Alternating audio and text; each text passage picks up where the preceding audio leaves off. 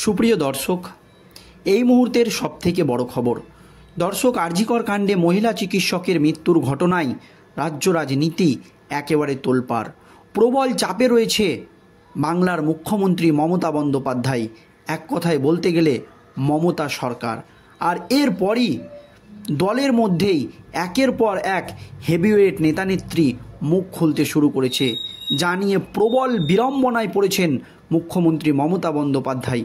বিশেষজ্ঞরা বলছে দলের মধ্যে ক্রমশই কোণঠাসা হয়ে যাচ্ছেন মুখ্যমন্ত্রী মমতা বন্দ্যোপাধ্যায়। এই আবহে একাধিক সভামঞ্চ থেকে মুখ্যমন্ত্রী মমতা বন্দ্যোপাধ্যায়ের পদত্যাগের দাবি উঠে গিয়েছে এবং মুখ্যমন্ত্রী মমতা বন্দ্যোপাধ্যায় নিজে আশঙ্কা করছেন যে বাংলাদেশের শেখ হাসিনার মতো তার সরকার ফেলে দেওয়ার ষড়যন্ত্র চলছে।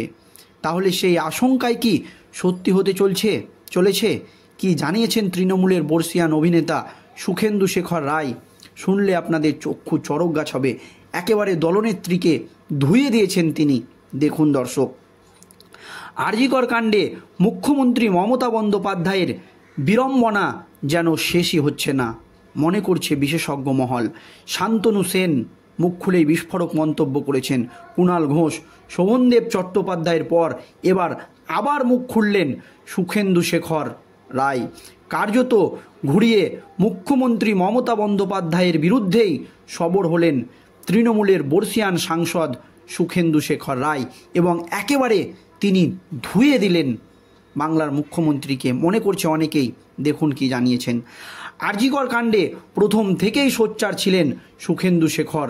14ই জুলাইয়ের মধ্যরাত্রে মহিলাদের রাত দখলের ডাকে তিনি পথে নামবেন বলে ঘোষণা আগেই করে দিয়েছিলেন। খুন এবং ধর্ষণ কাণ্ডের বিরুদ্ধে তার মন্তব্য ছিল বরাবরই সুস্পষ্ট। কার্যত তার দলের ঘোষিত লাইনের সঙ্গে তার বক্তব্যের 360 ডিগ্রি ব্যবধান বাড়ি লক্ষ্য করা গিয়েছে এই আরজিকর কাণ্ডে। আর এবার আরও এক ধাপ এগিয়ে সুখেন্দু শেখর রায় বড়সড় দাবি জানালেন।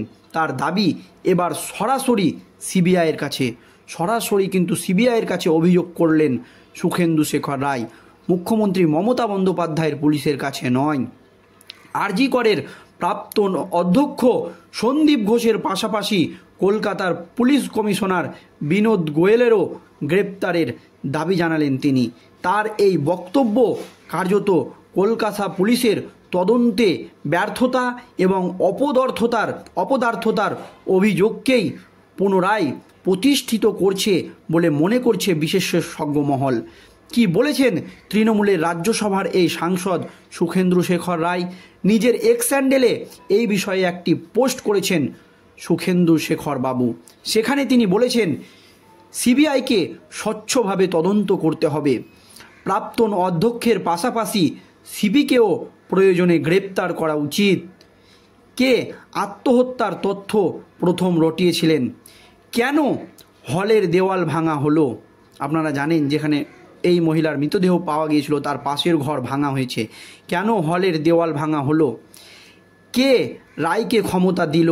কেন ঘটনার 3 দিন পর ঘটনাস্থলে স্নিফার ডগ এনে তদন্ত শুরু হলো?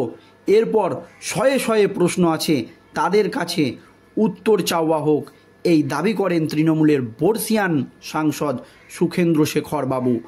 এর আগে সুখেন্দু শেখর বাবু বলেছিলেন যে তার বাড়িতে মেয়ে আছে, ছোট ছোট নাতনি আছে।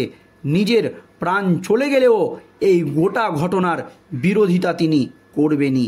কার্যত নিজের সেদিনের বক্তব্যে অনড় রইলেন তৃণমূলের এই বর্ষিয়ান সাংসদ। এর আগেই শান্তনু সেন গোটা ঘটনায় আন্দোলনকারীদের পাশে দাঁড়িয়েছিলেন। প্রাক্তন অধ্যক্ষকে নিয়ে একাধিক গুরুতর অভিযোগ করেছেন তিনি। তার জন্য দলীয় শৃঙ্খলা ভঙ্গের কারণে শাস্তির মুখে পড়েছিলেন শান্তনু। হারাতে হয়েছে দলীয় মুখপাত্রের পদ।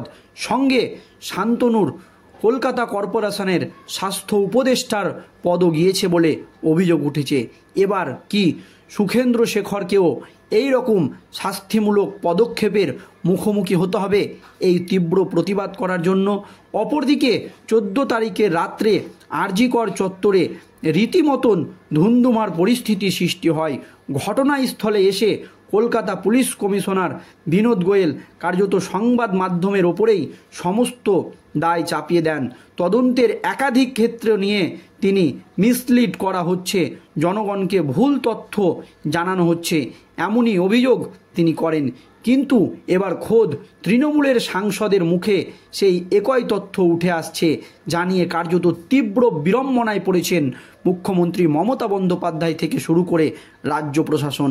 প্রসঙ্গত, রাজ্যের স্বাস্থ্য এবং স্বরাষ্ট্র মন্ত্রক দুটোই মুখ্যমন্ত্রী মমতা বন্দ্যোপাধ্যায়ের হাতে। একদিকে আরজি করের অধ্যক্ষ, অপরদিকে কলকাতা পুলিশ কমিশনার, দুজনেরই গ্রেপ্তারের দাবি তুলে দিয়েছেন সুখেন্দু শেখর রায়, জানিয়ে প্রবল অস্বস্তিতে মুখ্যমন্ত্রী মমতা ব্যানার্জি।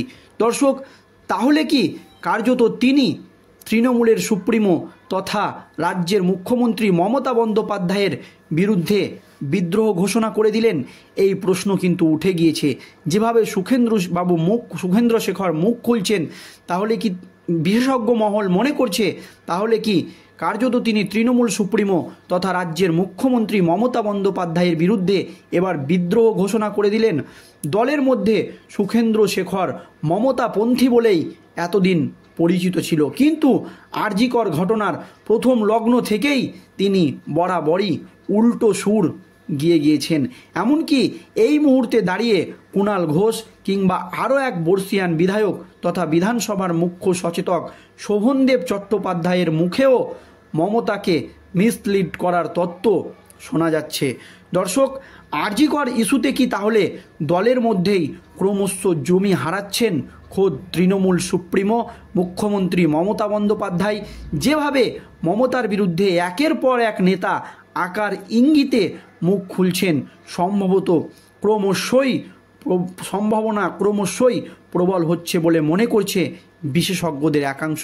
যেভাবে একের পর এক তৃণমূলের হেভিওয়েট নেতা নেত্রী ডাইরেক্ট মুখ্যমন্ত্রী মমতা বন্দ্যোপাধ্যায়ের বিরুদ্ধে মুখ খুলছেন, তাতে বিশেষজ্ঞ মহল মনে করছে দলের মধ্যেই ক্রমশই কোণঠাসা হচ্ছেন মুখ্যমন্ত্রী মমতা বন্দ্যোপাধ্যায়। কারণ দর্শক, আরজিকর কাণ্ডে মুখ্যমন্ত্রী মমতা বন্দ্যোপাধ্যায়ের বিরুদ্ধে একেবারে ডাইরেক্ট মুখ খুলেছেন শান্তনু সেন, তৃণমূলের রাজ্যসভার প্রাক্তন সাংসদ, হেভিওয়েট নেতা। তারপরে কুণাল ঘোষ আকার ইঙ্গিতে মুখ্যমন্ত্রী মমতা বন্দ্যোপাধ্যায়কে বুঝিয়ে দিয়েছেন। তারপর শোভনদেব চট্টোপাধ্যায়, এরপর সুখেন্দ্র শেখর রায় তো একেবারে বিস্ফোরক, জানিয়ে মুখ্যমন্ত্রী মমতা বন্দ্যোপাধ্যায় কিন্তু তৃণমূলের অন্দরে ক্রমশই কোণঠাসা হচ্ছে। এই যে দাবি, বিশেষজ্ঞদের এই দাবিকে কিন্তু উড়িয়ে দেওয়া যাচ্ছে না। এই নিয়ে আপনাদের মতামত অবশ্যই ভিডিওর কমেন্ট বক্সে জানাবেন। ভিডিওটি শেষ পর্যন্ত ধৈর্য সহকারে দেখার জন্য আপনাদের সকলকে অসংখ্য ধন্যবাদ।